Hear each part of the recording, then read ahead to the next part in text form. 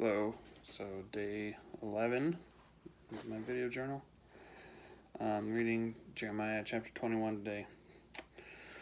And in this chapter, that priest that tried to persecute Jeremiah in the previous chapter, he gets sent to Jeremiah to get the word of the Lord from Jeremiah by the king. They want to know if God is going to be with them. They've seen the Babylonians coming and the Chaldeans, and so they want to inquire of the Lord. And it's ironic, he gets sent to Jeremiah, and Jeremiah does not give them pleasant words.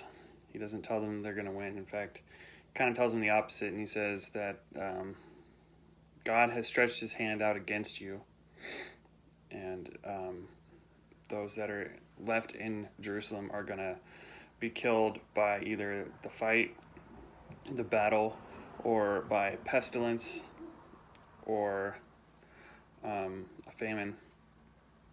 And if you want to live, you have to get out of the city and surrender yourself to the Chaldeans. So the message is not good, and Jeremiah could have just been a yes man and told them, hey, everything's going to be peachy. But he did what the Lord told him, and I think that was very brave of him. And I think there's a lot of people out there that are trying to be optimistic today.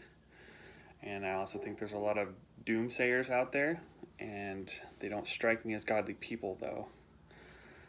They don't strike me as people speaking from God. They're just spouting crazy stuff, even though they try to say, oh, you're following the devil, and they're trying to be religious.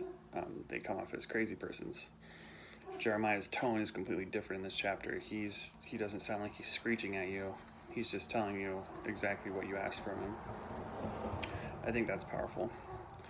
And then in the last part of this chapter, he gives a weird exhortation. He just told everyone, hey, you're going to be doomed. And then verse 12, he says, O house of David, thus saith the Lord, excite judgment in the morning and deliver him that is spoiled out of the land of the oppressor.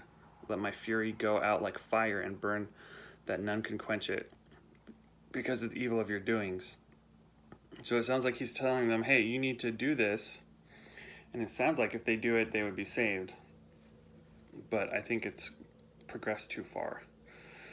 But he is trying to tell the king, what is the right thing to do.